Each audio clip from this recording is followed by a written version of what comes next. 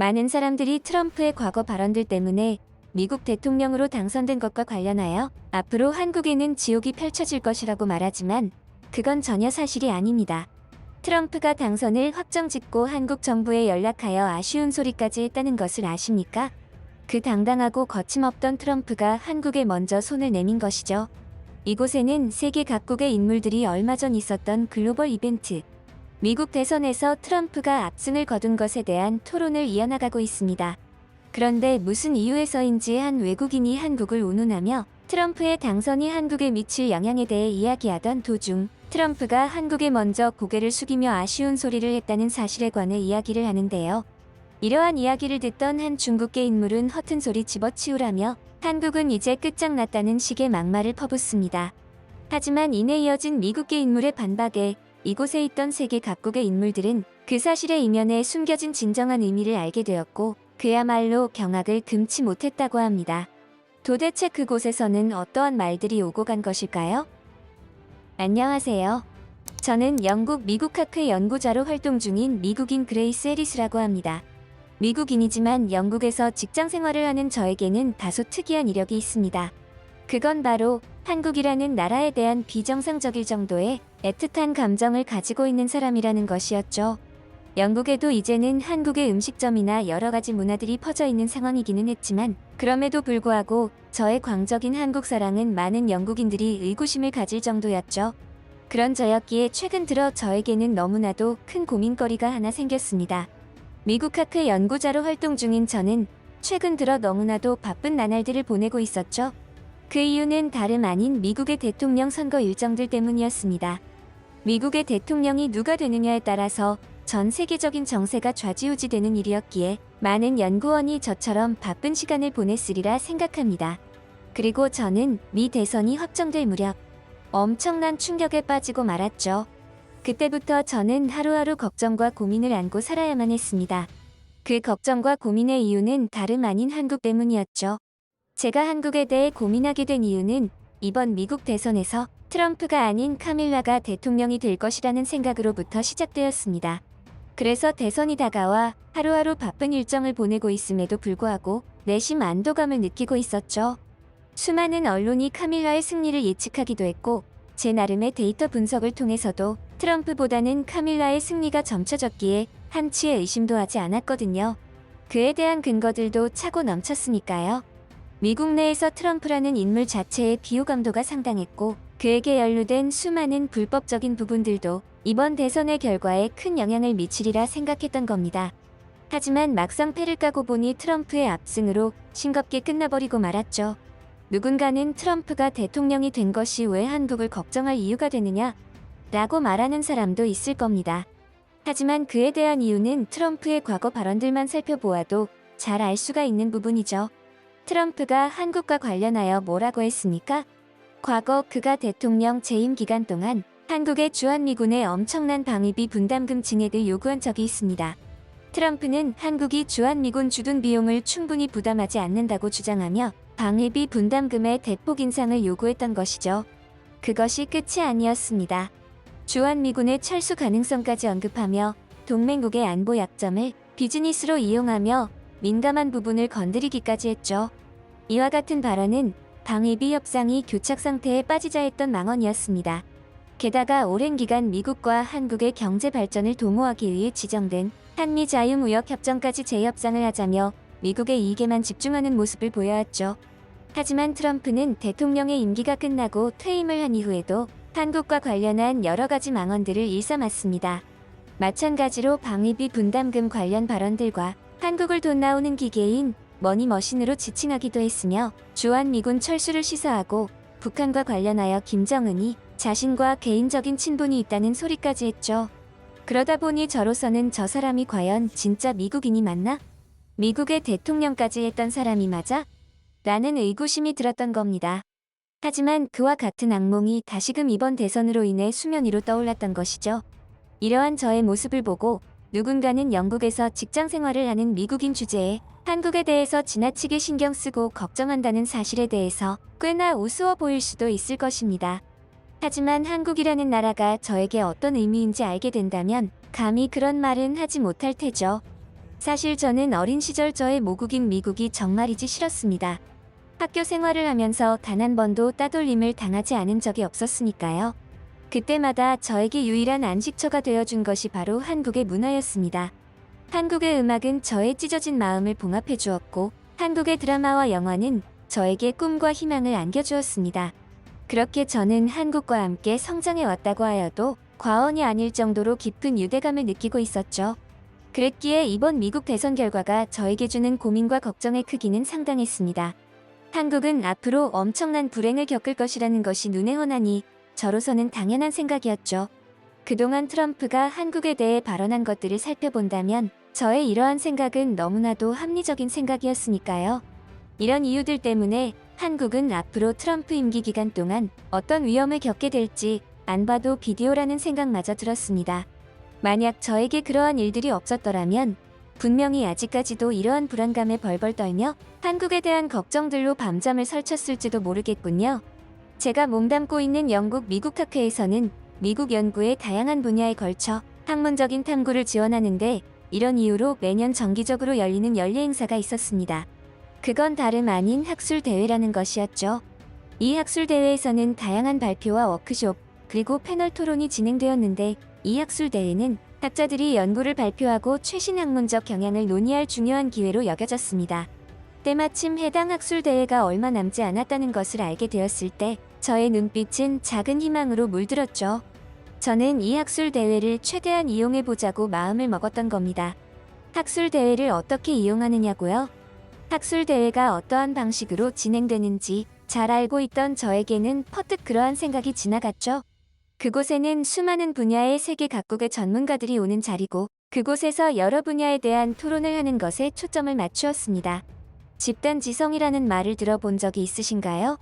이 집단지성의 힘은 여러분이 생각하는 것 이상의 힘을 지니고 있습니다. 한 개인이 가지고 있는 작은 지식이 모여서 하나의 집합체가 되고 그것은 엄청난 크기의 힘을 지니는 것이죠. 저는 이러한 부분을 이용하면 지금의 한국에 닥친 위기 상황도 앞으로 어떻게 해야 위기를 벗어날 수 있는지 그리고 어떻게 나아가는 것이 한국의 가장 이로운지에 대한 정보들을 충분히 뽑아먹을 수 있다고 생각했습니다. 그래서 저는 이것을 이용하여 정보를 취합하려는 계획을 세우게 되었죠. 그렇게 저는 치밀하게 준비를 했고 드디어 학술대회가 열렸습니다. 그리고 저는 이날 수많은 전문가와의 토론 시간을 가진 끝에 큰 충격을 받게 되었죠. 올해는 어떤 이유에서인지는 몰라도 아시아 계통의 전문가들이 대거 참석했습니다. 아마도 저의 추측으로는 이 중에서 이번 미국 대선의 결과에 따라 엄청난 타격을 받는 동북아시아 국가들의 인물들이 대거 참석했을 것이라고 보았죠. 아마 그들도 저처럼 트럼프의 대통령 당선에 걱정들이 많을 테니까요. 트럼프는 한국뿐만 아니라 일본과 중국까지도 여러 가지 면에서 부정적인 영향을 끼칠 것이 자명했거든요. 실제로 학술대회에 참석한 자들 중에서는 역시나 이런 저의 생각과 동일한 생각을 하는 동북아시아인들이 많은 것 같았습니다. 토론이 시작되자 그들은 트럼프의 당선과 관련하여 앞으로의 동북아시아 정세에 대한 격정적이고 감정적인 말들을 쏟아내기 시작했죠.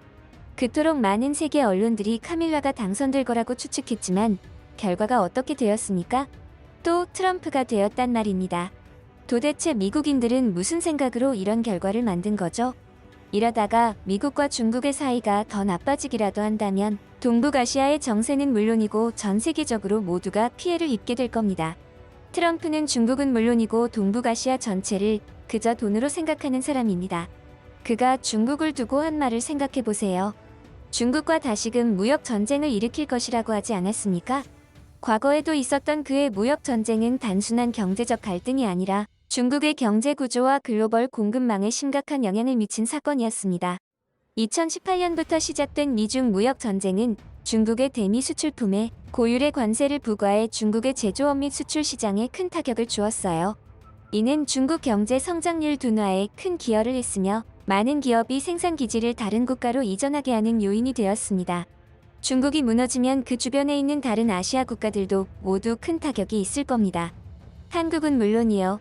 일본까지도요. 특히 한국의 경우에는 중국에 대한 경제 의존도가 높아서 안 그래도 가난한데 더욱 가난한 국가로 변모할지도 모를 일이죠.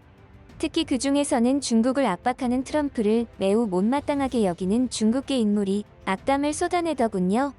게다가 추가적으로 한국에도 지대한 영향을 미칠 것이며 지금보다 더욱 가난한 나라가 될 것이라는 다소 이해할 수 없는 소리까지 하면서 말이죠. 분명히 한국은 이미 중국의 경제 수준을 뛰어넘은 지 한참이나 지났음에도 불구하고 저 사람은 왜 저런 말을 하는 것인지 이해가 되지는 않았습니다.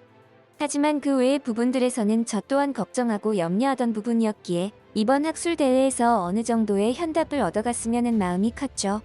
그리고 잠시 후 해당 중국계 인물의 발언에 답변을 하게 된 미국계 인물 덕분에 소스라치게 놀랐고 그러한 충격은 비단 저 혼자만 그렇게 느낀 것은 아니었습니다. 은근슬쩍 한국까지 싸잡아서 피해자로 만들어버리는 화법이 참 인상적이군요. 하지만 저의 의견은 조금 다릅니다. 오히려 트럼프의 이번 대선 재당선은 한국의 안보를 한층 더 강화할 수 있는 기회가 될 테니까요. 트럼프는 항상 북한의 위협에 대해 단호한 태도를 고수하고 주한미군의 전략적 중요성을 재차 강조하는 등 한국이라는 나라가 미국에 얼마나 이로운 존재인지 그 누구보다 잘 파악하고 있는 영리한 사람입니다. 물론 선거 과정에서 다소 과격한 말들을 쏟아내며 한국의 비위를 건드리는 모습들이 보였지만 이조차도 저는 전략적인 행동이었다고 보는 것입니다. 그는 미국의 보수층을 집결시키기 위해서 어쩔 수 없이 그러한 언행들을 해왔던 것이죠. 그 결과 이번 대선에서 완벽한 압승을 거두었던 것이고요. 중국의 입장에서는 트럼프의 재선이 그야말로 악몽 그 자체겠지만 한국의 경우에는 오히려 이득이 될 부분들이 많다는 겁니다. 누구인지는 모르겠으나 토론에 급작스럽게 참여한 미국계 인물은 그야말로 논리적으로 최초 중국계 토론 발언자를 무참히 밟아버리는 모양새였습니다. 이러한 장면들이 저에게는 하나의 작은 희망이라는 단어를 떠올리게 했죠. 어쩌면 트럼프의 당선으로 인하여 지금의 한국 상황이 내가 생각하던 것처럼 최악의 상황은 아니지 않을까? 라는 생각을 했습니다. 하지만 이러한 생각도 잠시 이어진 중국계 인물의 재반박에 저는 고개를 연신 끄덕이며 다시금 불안에 떨어야 했죠. 지금의 한국 안보 상태를 보고도 그런 말을 하는 겁니까? 트럼프의 재선은 오히려 이러한 한국의 안보를 더욱 불안정하게 만들 겁니다. 강경한 대북 정책과 방위비의 압박은 한국 내 불안을 증대시키겠죠. 실제로 과거 트럼프가 대통령으로 재임 중일 때 북한은 도발을 멈추지 않았습니다. 2017년에는 핵실험과 대륙간 탄도미사일 발사 실험을 감행하여 한반도와 주변국의 안보 상황을 극도로 불안정하게 만든 적이 있죠. 상황이 이러한 상황인데도 불구하고 트럼프는 한국 국민의 안보 불안감이 증폭되고 있음을 아랑곳하지 않고 방위비 협상에만 몰두했습니다.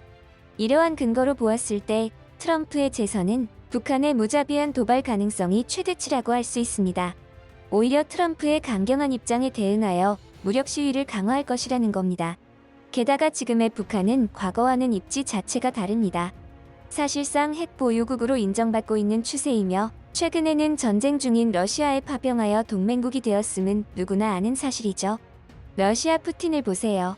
북한의 전쟁이 발발하면 러시아도 참전할 것을 명시했지 않습니까? 강대강 전략은 절대로 좋은 결과를 낳을 수가 없습니다. 해당 중국계 인물의 발언에 저는 고개를 끄덕이며 무거운 침묵을 유지할 수밖에 없었죠. 제가 걱정하던 딱 그 부분을 꼬집어서 이야기했거든요. 그의 말대로 지금의 한반도 안보는 말도 안 되는 수준의 위험 수위에 올랐고 북한의 도발은 물론이고 현재 북한이 러시아로 병력을 파병하면서 러시아와 우크라이나의 전쟁이 이제는 동북아시아까지 합세하는 분위기가 맞았으니까요. 저는 이러한 토론을 경청하며 오히려 한국에 대한 걱정이 더욱 깊어졌습니다. 이러다가 진짜 우리 미국과 한국의 관계가 더욱 악화되고 동맹으로서의 위상이 격화되는 것은 아닐까 하는 걱정마저 들었죠. 그도 그럴 게 트럼프가 그동안 한국에 대해 했던 발언들을 생각해본다면 당연한 것이었습니다. 해당 주제와 관련하여 토론이 진행되면 진행될수록 이곳의 분위기는 걷잡을 수 없이 과열되고 있었습니다. 사람들의 의견과 주장은 극과 극을 달렸고 대부분의 경우 트럼프의 당선이 동북아시아에 미칠 영향이 부정적일 것이라는 전망을 내세웠죠.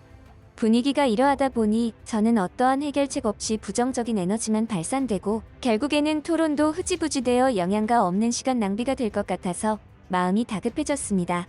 이번 학술대회에서 무언가 하나라도 얻어갈 것을 만들려고 했고 이런 식이면 이곳에서 무언가 얻어갈 것이라곤 더욱 깊어진 고민과 염려밖에는 없을 것 같았죠. 그래서 저는 토론의 분위기를 조금은 바꿔보려고 노력했습니다. 무언가 방법이 없느냐고, 트럼프의 당선이 한반도에 미칠 영향에 긍정적인 부분들은 없느냐고 의견을 피력했죠. 그러자 이번에도 주체적으로 나서서 발언을 해대던 중국계 인물이 저의 물음에 냉소적인 표정으로 비아냥거리며 대꾸하더군요. 참으로 이상적인 말이군요. 그런 게 있으면 우리가 지금 이러고 있겠습니까? 트럼프를 대통령으로 만든 미국인들이 책임을 져야지요. 트럼프의 정책 자체가 죄다 한국의 부정적인 정책들 뿐인데 어떻게 긍정적인 면모들이 있겠습니까? 특히 중국과 한국에게는 이번 결과가 재앙이 될 것입니다. 이러한 중국계 인물의 발언에 저의 표정은 더욱 어두워져 갔죠. 분위기를 긍정적으로 바꾸려는 저의 시도는 해당 중국인 때문에 물거품이 되어버린 셈이었습니다. 사실 그의 말에 제가 딱히 반박할 만한 것도 없었기도 했고요. 하지만 잠시 후 이어진 미국계 인물의 발언에 저의 이러한 생각은 완전히 산산조각이 나버리고 말았습니다. 당신은 중국인입니까? 어디에서 그런 정보를 가져왔는지 모르겠지만 중국에만 해당하는 내용들을 자꾸 동북아 전체로 끌어들이지 마시기 바랍니다. 특히 한국과 중국은 상황이 완전히 상반되는 상황인데 왜 자꾸 한국을 자신들이 있는 구덩이로 끌어들이려고 하는 겁니까? 트럼프가 대통령으로 당선되자마자 아시아 국가 중에서도 제일 먼저 연락을 한 곳이 어디인 줄 아십니까? 바로 한국입니다. 태국은 아예 오는 연락도 받지 않았다는 점에서 미루어 볼 때 트럼프가 얼마나 한국을 미국에게 중요한 나라라고 생각하는 줄 대번에 알 수 있는 대목이죠. 트럼프가 대북 정책에서 강경하게 나간다는 점을 지적하셨는데 오히려 이것은 한국의 이로운 점으로 볼 수 있습니다. 그야 당연하게도 북한의 위협에 대한 억제력을 강화시킨다는 이유에서이죠. 미국이 북한의 군사적 위협을 억제하는 데 주도적인 역할을 한다면 한국은 보다 안정적인 안보 환경을 유지하게 되는 겁니다. 때문에 그쪽이 부정적인 근거로 내세운 트럼프의 대북 강경책은 오히려 한국에는 이로운 부분의 근거라고 할 수 있는 것이죠. 게다가 트럼프가 한국에 먼저 연락을 하여 어떤 자세를 취한 줄 아십니까?